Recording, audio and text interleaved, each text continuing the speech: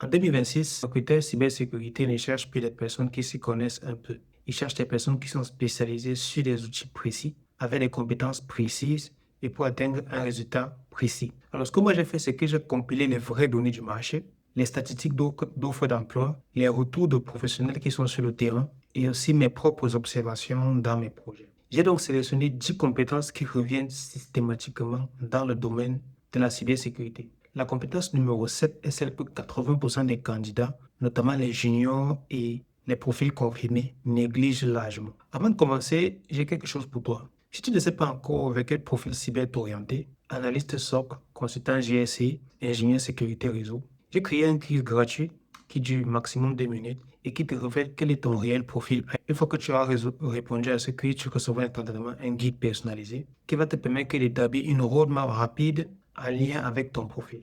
Dans ce guide, tu auras les certifications prioritaires, les fourchettes salariales que tu peux viser, que tu sois en CDI ou bien si tu souhaites être indépendant. Tu as le lien qui est dans la description. Et en plus, si ce genre de contenu que je fais t'intéresse, n'hésite pas à t'abonner immédiatement pour soutenir la communauté. Ça ne te coûte rien et en plus, tu ne rateras aucune prochaine vidéo que je vais publier ici. 92% des offres NOC et SOC exigent actuellement des compétences en firewalling et en VPN. Pourquoi est-ce que c'est ainsi? Parce qu'avant de pouvoir détecter une attaque dans un SOC ou bien pouvoir gérer efficacement un NOC, il faut pouvoir comprendre comment fonctionne le trafic réseau. Et si tu ne sais pas distinguer un flux VLAN légitime d'un mouvement latéral, tu vas passer à côté de la majorité des incidents dans un centre d'opération cybersécurité. Concrètement, il faut pouvoir connaître les technologies ou des protocoles comme le VLAN, le NAT, l'IPsec, le SSL VPN, connaître les règles firewall, les policies. Tu dois pouvoir lire facilement une policy firewall, FortiGate, Palo Alto ou bien Checkpoint,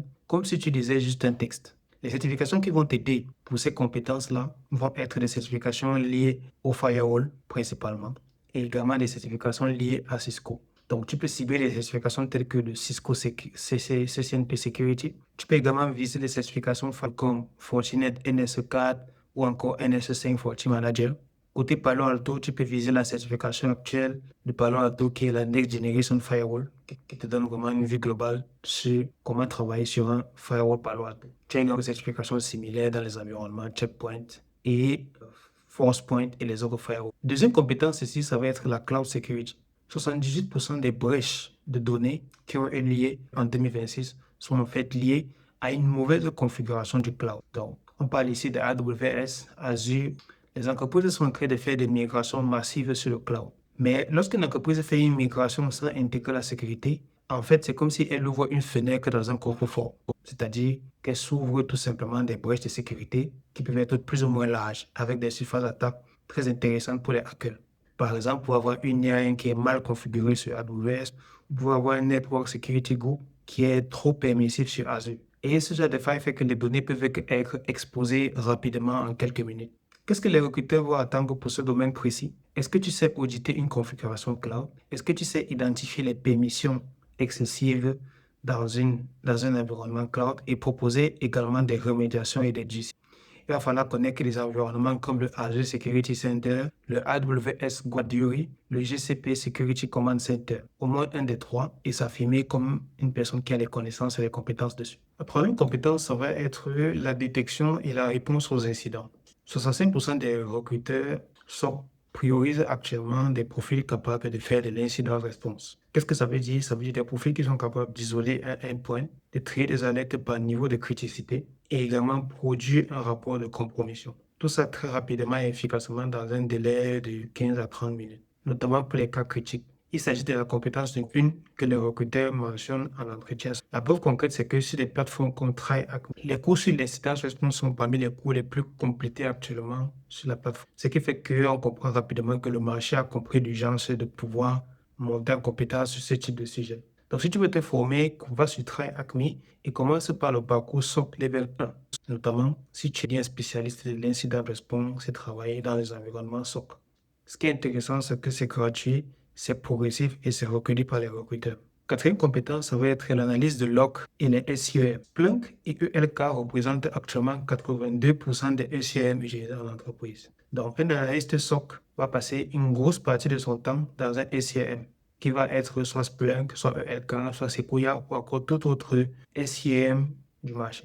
Quelle va être la différence entre un junior et un confirmé sur ce marché-là? Le junior va être celui qui recherche des alertes, pendant que le confirmé va être celui qui corrèle les événements pour qualifier 70% des alertes avant d'être gardé. Ce qu'on va donc attendre d'un junior actuellement ou d'un confirmé, ça va être d'écrire des requêtes simples qui vont permettre de créer des dashboards de monitoring afin de pouvoir identifier un indicateur de compromission dans un log bruit. Vous pouvez commencer par Splunk Free, l'installer en local et de jouer avec les logs, par exemple, sur des fichiers PK.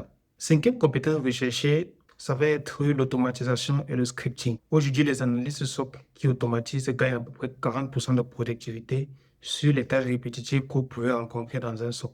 Concrètement, si vous avez par exemple 100 IP suspects que vous devez vérifier manuellement, sans script, ça va vous prendre 2 heures, mais avec un script de Python que vous allez utiliser en API, par exemple, avec Abuse IPDB, ça peut vous prendre littéralement 30 secondes, 1 minute pour faire ces genres de vérification. Ce sont des compétences qui sont très appréciées au niveau des recruteurs si vous êtes capable d'automatiser, par exemple, les analyses. Et il est très important de noter que vous n'avez pas besoin d'être développeur pour ça. Vous avez juste besoin de savoir lire et pouvoir vous adapter et exécuter des scripts qui sont simples, soit en Python, soit en Bash, soit en PowerShell. Il est important de pouvoir le faire à fond et de vraiment maîtriser parce qu'on est appelé parfois à travailler dans un environnement assez critique. Mais c'est des compétences qui sont très valorisantes pour les environnements SOC. Sixième compétence, ça va être le 0 et l'IAM. Aujourd'hui, vous avez 75% des CISO qui placent le 0 comme prix stratégique numéro 1 pour l'année 2026 et 2027 à venir. Le principe est simple. Avec le 0 Trust, on ne fait jamais confiance. On vérifie toujours. Même les utilisateurs internes, on vérifie. Même les administrateurs, on vérifie. L'authentification multifacteur devient obligatoire sur tous les accès et on met en place le principe du moindre privilège, la microsegmentation réseau. Et à ce niveau-là, les entreprises qui ont implémenté ces 3 points ont réduit la compromission de compte à peu près 85%. C'est une compétence qui est particulièrement valorisée dans les environnements IT et industriels hybrides, dans l'IT-OT. Avant de continuer, si tu as encore à regarder cette vidéo, alors je pense qu'elle mérite un petit abonnement de ta part. Et n'hésite pas à laisser un petit pouce bleu, ça fait toujours plaisir et ça m'encourage à continuer. Septième compétence, ça va être l'analyse des vulnérabilités. Ici, il s'agit de la compétence que 80% des candidats négligent. Il faut savoir que des outils comme Nessus et Nmap sont présents dans à peu près 88% des processus de vulnérabilité scanning en entreprise. Nessus et Nmap. Il y a beaucoup de gens qui disent qu'ils savent faire du pen test, mais il faut garder à l'esprit que l'analyse des vulnérabilités, c'est différent. Il faut pouvoir comprendre ce que tu scannes, prioriser selon les scores de CVSS, c'est-à-dire les scores de vulnérabilité, et décider ce qui doit être patché très rapidement dans les... Par exemple, pour un CVSS qui est supérieur à 8.0, la remédiation devient prioritaire. Et pour un CVSS qui est inférieur à 4.0, le risque peut être accepté selon le type de contexte dans lequel on travaille. C'est le type de raisonnement que les recruteurs aiment bien entendre en tant que type pour les skills liés à l'analyse de vulnérabilité. Lorsque vous connaissez les CVSS, montrez que vous savez prioriser les CVSS et montrer en fonction du contexte que vous pouvez agir d'une façon prioritaire ou moins prioritaire. Les éléments que vous devez connaître ici, c'est les éléments comme Nmap, comme Nessus, comme OpenVAS, que vous pouvez pratiquer sur des labs locales ou encore sur la plateforme Tribe Acme que vous pouvez aussi trouver. Pour ce type de domaine, il est important d'avoir des certifications comme la CompTIA Security Plus, qui est très intéressante, afin de pouvoir poser des bases et asseoir les connaissances. Huitième compétence, la sécurité applicative. Entre 2025 et 2026, il faut savoir que les brèches liées aux API ont augmenté d'à peu près 91%. C'est-à-dire que les API, qui sont les interfaces de communication entre diverses applications, sont aujourd'hui devenues le nouveau périmètre d'attaque privilégié. Presque toutes les applications modernes communiquent via des API et presque toutes les équipes de développement sécurisent mal ces API-là. Il est donc important de pouvoir maîtriser des éléments comme l'OWASP Top 10 et particulièrement le WASP API Security. Une authentification API qui est cassée va entraîner une exposition excessive de données et aussi des risques d'injection vers des paramètres API. Ce sont en fait des patterns d'attaque qui sont très courants dans l'environnement API et dont la maîtrise peut vous donner une grande valeur dans les environnements où vous avez la mise en place d'applications très orientées API. Vous avez des communautés qui sont gratuites comme la Burp Suite Community. Et vous pouvez également vous entraîner sur les labs OWASP WebGoat. La majorité des profils qui sont aujourd'hui des profils DevSecOps C'est ce qu'ils font et ils décrochent des postes qui sont très bien rémunérés à l'heure actuelle parce que vous avez beaucoup d'entreprises qui déploient les applications. Ces applications ne sont pas sécurisées et vous pouvez faire révéler des brèches qui les amènent à tout simplement prendre comme consultant. Et moi, je vois des personnes qui sont très bien payées sur ce type de poste. Compétence numéro 9, ça va être la GRC et la conformité. Aujourd'hui, vous avez 69% des audits cyber en 2026 qui portent sur la conformité NIS2 ou encore ISO 27000. C'est l'une des compétences les plus sous-estimées pour les profils techniques. Pourtant, c'est une compétence qui ouvre énormément de portes pour les postes de juniors et de consultants. Concrètement, c'est quoi la GRC? La GRC va consister à traduire un risque technique en langage business. Par exemple, vous avez la capacité de présenter une vulnérabilité comme un risque d'exposition de données clients qui engage, par exemple, la responsabilité légale de l'entreprise sous NIS2. Ça, c'est comme ça qu'on peut traduire, par exemple, une vulnérabilité qui est technique liée à une CVSS en langage d'entreprise qui sera compréhensible par un CISO et qui pourrait être interprété par rapport à son niveau de priorité. Les choses qu'il faut maîtriser dans ce domaine d'activité, ça va être les politiques de sécurité, les plans de traitement des risques, les PRA, les PR, tout ce qui va constituer, tout ce qui va être lié à la résilience de l'activité et également la cartographie des actifs critiques. Je vois également des gens qui sont très bien rémunérés sur ce type de poste et qui parfois ne viennent même pas forcément du domaine du réseau, de la sécurité à la base. La dernière compétence va être en lien avec la communication et l'analyse critique.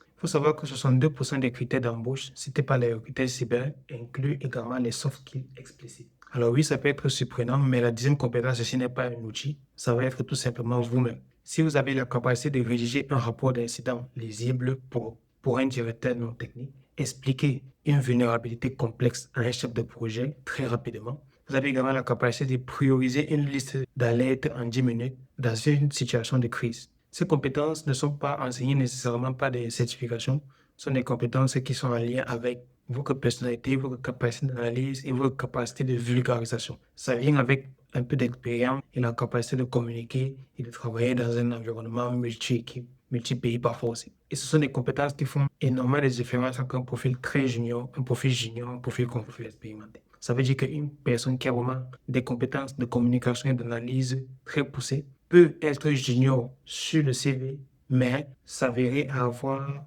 un positionnement de confirmé, voire senior en entreprise. Alors, faisons le bilan. Les 10 compétences cyber incontournables pour 2026, lesquelles sont-elles? Vous avez les compétences réseau sécurité, vous avez la sécurité cloud, vous avez la réponse aux incidents, vous avez les SIM et la connaissance des logs, vous avez le Python, scripting, vous avez le Zero Trust et l'IAM, l'analyse des vulnérabilités, la sécurité des API, la gouvernance, la conformité et l'analyse et la communication. Ces compétences ne sont pas des théories, ce sont des compétences validées par les données du marché actuel et qui sont également fondées, basées sur des offres d'emploi réelles qui circulent actuellement. Un junior en Île-de-France, en France ou en Europe qui se concentre sur une de ces compétences précises, qui développe une vraie expertise et qui passe des certifications, pourra se vendre très facilement dans la fourchette haute du marché disponible par rapport à sa ville de résidence, par rapport à son pays. La question maintenant est de savoir laquelle choisiras-tu et comment est-ce que tu comptes et comment est-ce que tu comptes monter en compétence pour devenir un expert du domaine. Si tu veux aller plus loin, j'ai créé un quiz gratuit de 2 minutes que tu trouveras dans la description et qui analyse ton profil. Ensuite, il faut pouvoir te révéler quel est le profil IT